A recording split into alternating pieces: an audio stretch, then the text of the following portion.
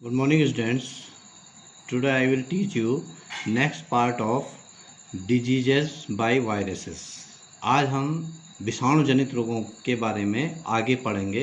इससे पहले हमने 6 विषाणु जनित रोगों के बारे में पढ़ा था। अब नेक्स्ट पढ़ेंगे हम गलसुआ।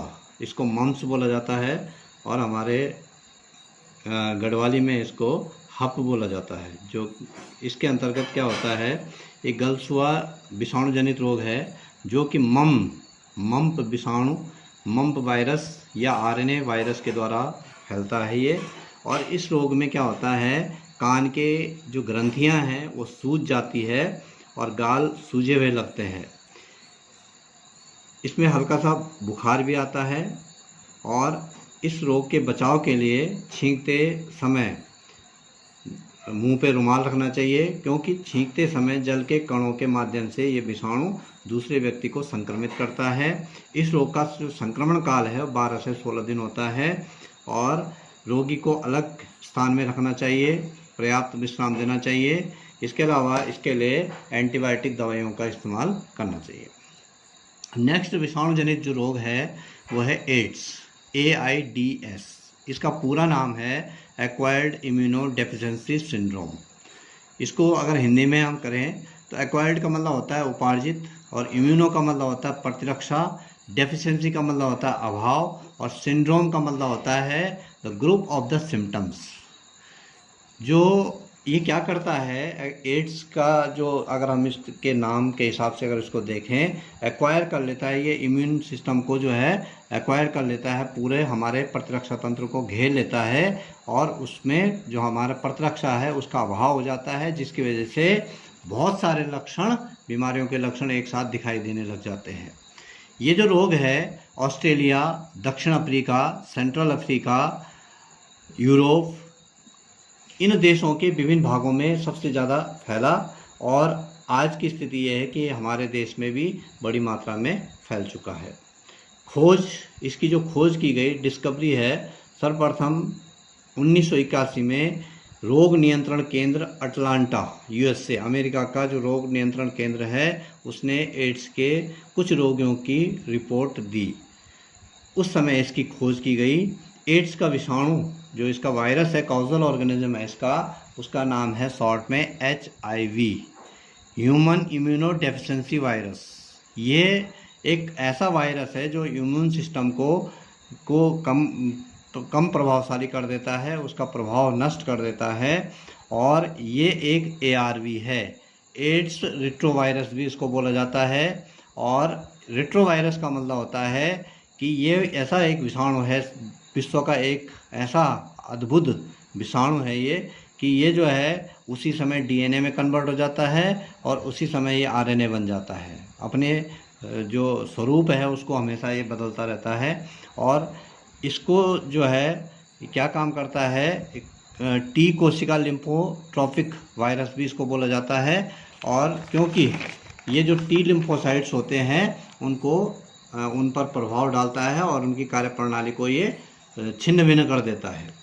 एड्स संक्रमण प्रक्रिया, मनुष्य के शरीर में रोग प्रतिरक्षा तंत्र पाया जाता है। हमारे शरीर में एक रोग प्रतिरक्षात्मक तंत्र पाया जाता है, इम्यून सिस्टम जिसको बोलते हैं। शरीर में प्रवेश करने वाले जितने भी सूक्ष्म जीव होते हैं उनको सामान्यतः ये जो हमारा प्रतिरक्षा तंत्र है वो मार नष्ट कर देता है। लेकिन जो ये हमारा जो रुधिर है उसमें 2 प्रकार के लसिकाणु पाए जाते हैं, B लसिकाणु और T लसिकाणु। B लसिकाणु प्रतिरक्षा का काम करते हैं और T लसिकाणु जो है सहायता का काम करते हैं। तो ये क्या करता है HIV, ये जो सहायक T लसिकाणु होते हैं उनमें प्रवेश कर देता है और उनके अंदर जाकर ये मल्टीप्लिकेशन करता है, गुणन करता है, अपनी की संख्या बढ़ाता है, और जो B लसिकाणु की प्रतिरक्षा उत्पन्न नहीं हो सकती है और जिससे कि हमारा प्रतिरक्षा तंत्र जो है विफल हो जाता है, पूर्णतः जो है विफल हो जाता है प्रतिरक्षा तंत्र, जिसके फलस्वरूप व्यक्ति अपने असहाय अवस्था में पहुंच जाता है और यही अवस्था जो है एड्स कहलाती है। एड्स के जो लक्षण हैं, सिम्टम्स ऑफ द एड्स, इसके 2 वर्गों में हम इसके लक्षणों को बांटते हैं। प्रत्यक्ष लक्षण, डायरेक्ट सिम्टम्स। इसके अंतर्गत क्या होता है, पेशियों में दर्द होता है, रात को पसीना आना, लसिका ग्रंथियों का चिरस्थायी विवर्धन हो जाता है उनका, और लिंग अथवा योनि से एक रिसाव लगातार जो है बना रहता है, जननांग में अल्सर हो जाता है, कम मात्रा में बार बार मल त्याग होना, पेट दर्द रहना, पाचन तंत्र का संक्रमण होना, सिर दर्द रहना, स्मृति क्षति, बेहोशी, ऐंठन, इसके अलावा लीवर नष्ट होना, लंग्स जो फेफड़े हैं उनका नष्ट होना, ये सारे लक्षण जो है एक साथ प्रत्यक्ष रूप से दिखाई देने लग जाते हैं। अप्रत्यक्ष जो लक्षण होते हैं ये आंतरिक प्रतिरक्षा तंत्र को छिन्न भिन्न कर देता है, जिसकी वजह से हमारे आंतरिक अंग कार्य करना बंद कर देते हैं और शारीरिक विकास अवरुद्ध हो जाता है। एड्स का अगर हम उपचार की बात करें, ट्रीटमेंट ऑफ द एड्स, वर्तमान समय में अभी तक एड्स का कोई भी उपचार नहीं है, इसकी कोई भी दवा नहीं बनी है, लेकिन इसकी कुछ ऐसी दवाइयाँ बनी है, थेरेपी जो है कुछ ऐसी बनी है जो कि रोगी की आयु को, जो उसकी एज है उसको 6 से 12 महीने बढ़ा सकती है। बस अगर कोई व्यक्ति एड्स के बाद 10 साल जिएगा तो ज़्यादा 10.5 या 11 साल जी सकता है, इससे ज़्यादा उसकी एज नहीं बढ़ सकती। ये जो दवाइयाँ हैं इसको AZT बोला जाता है, एजिडोथाइमिडाइव इनको बोला जाता है, और ये एक प्रकार की थेरेपी होती है। दवाइयाँ जो है थेरेपी का काम करती है। इसमें जो है जो ये दवाइयाँ होती है, ये दवाइयाँ, इनके साथ एक बहुत बड़ी समस्या ये है कि ये आसानी से उपलब्ध नहीं होती है, और एक रोगी की 1 वर्ष की जो दवा की कीमत है वो लगभग 6 लाख रुपए है, अर्थात 1 सप्ताह की दवा की कीमत जो है वो 15,000 रुपये के आसपास बैठती है। HIV के परीक्षण की जो विधियां हैं, विषाणु जो है वो मानव शरीर में प्रवेश के पश्चात लगभग 6 सप्ताह से लेकर 3 माह तक इसका परीक्षण नहीं किया जा सकता। प्रवेश जब इस शरीर में करता है तो 6 सप्ताह से लेकर और 3 माह तक इसका परीक्षण अगर किया भी जाएगा तो निगेटिव आएगा। 3 माह के बाद ही ये जो काल होता है इसका 6 सप्ताह से 3 माह का, इसको विंडो काल बोला जाता है, विंडो पीरियड इसको बोला जाता है। और 3 माह बाद इसके लिए 2 तकनीकी से जो है इसका टेस्ट किया जाता है। एक को बोला जाता है वेस्टर्न ब्रॉड टेस्ट, और दूसरी विधि है ELISA, ELISA। इसका पूरा नाम है एंजाइम लिंक्ड इम्यूनोसॉर्बेंट एसे टेस्ट। एंजाइम लिंक्ड इम्यूनोसॉर्बेंट एसे टेस्ट इसको बोला जाता है। एंजाइम संलग्न प्रतिरक्षा शोषक आपामक हिंदी में इसको बोला जाता है। इस टेस्ट को ज़्यादा पॉपुलर ये टेस्ट होता है, और इस टेस्ट से HIV का पॉजिटिव या निगेटिव किया जाता है। अब एड्स की रोकथाम, कंट्रोल ऑफ एड्स। एड्स हाथ मिलाने से, गले मिलने से, खांसने से, छींकने से, एक ही तालाब में नहाने से, साथ भोजन करने से, साथ सोने से नहीं फैलता है। HIV जो होता है वो निम्न विधियों से फैलता है। एक तो असुरक्षित यौन संबंध के द्वारा ये फैलता है। दूसरा, संक्रमित रक्त चढ़ाने से। किसी व्यक्ति को संक्रमण है HIV का, गलती से उसका रक्त किसी स्वस्थ मनुष्य को चढ़ा दिया गया तो निश्चित रूप से HIV के विषाणु जो है उस स्वस्थ मनुष्य में चले जाएंगे। इंजेक्शन लगाया पहले, अब तो हालांकि ऐसे इंजेक्शन नहीं लगाए जाते हैं। पहले ऐसे इंजेक्शन लगाए जाते थे कि उस सुई को बार बार यूज़ किया जाता था, और अगर उसको जो है स्टरलाइज नहीं किया गया उस सुई को, तो वही सुई अगर दूसरे स्वस्थ व्यक्ति को लगा दी जाए और उससे पहले वो एड्स रोगी को लगाई जाए, तो वो जो HIV है वो स्वस्थ व्यक्ति के शरीर में प्रवेश कर जाएगा। इसके अलावा जो संक्रमित माँ है कोई जिसको कि HIV है, उससे उसके बच्चों को उसकी होने की संभावना 99% होती है। उपरोक्त जो ये 4 विधियां हैं इसके होने की, इनसे बचाव ही एड्स से बचाव है। और इसके लिए NACO NACO National AIDS Control Organisation है हमारे देश की, वो एक संस्था है। वो एड्स के प्रसार को रोकने के लिए लगातार कार्य कर रही है। एड्स के बारे में लोगों को जागरूक वो लगातार करती है, और प्रत्येक वर्ष 1 दिसंबर को वर्ल्ड एड्स डे मनाया जाता है।